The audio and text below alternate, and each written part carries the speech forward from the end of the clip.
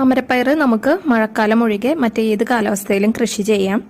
പക്ഷേ തണവുള്ള കാലാവസ്ഥയാണ് അമരകൃഷിക്ക് ഏറ്റവും അനുകൂലം. അതുകൊണ്ട് തന്നെ മഞ്ഞുകാലത്ത് കൃഷി ചെയ്യുന്നതായിരിക്കും ഏറ്റവും നല്ലത്. മഴക്കാലത്ത് വെള്ളം വീണ് ഇതിൻ്റെ പൂക്കളൊക്കെ കൊഴിയും. അതുകൊണ്ട് മഴക്കാലം തീരുന്നതോടുകൂടി കൃഷി ആരംഭിക്കുന്നതായിരിക്കും നല്ലത്. നമുക്കിതിൻ്റെ വിത്തുകൾ വാങ്ങി മുളപ്പിച്ച് കൃഷി ചെയ്യാം. വിത്തുകൾ നടുന്നതിന് മുമ്പ് ഒരു അരമണിക്കൂർ സ്യൂഡോമോണസ് ലായനിയിൽ മുക്കി വെക്കണം. അധികം നേരം വിത്തുകൾ വെള്ളത്തിലിട്ട് വെക്കേണ്ട ആവശ്യമില്ല. ഈ വിത്തുകൾ നട്ട് ഒരു 5-6 ദിവസം ആകുമ്പോഴേക്കും തൈകൾ മുളച്ചു വന്നിട്ടുണ്ടാവും. ഈ തൈകൾ ഒരു 2 ആഴ്ച കൂടി കഴിയുമ്പോൾ നമുക്ക് മാറ്റി നടാവുന്നതാണ്.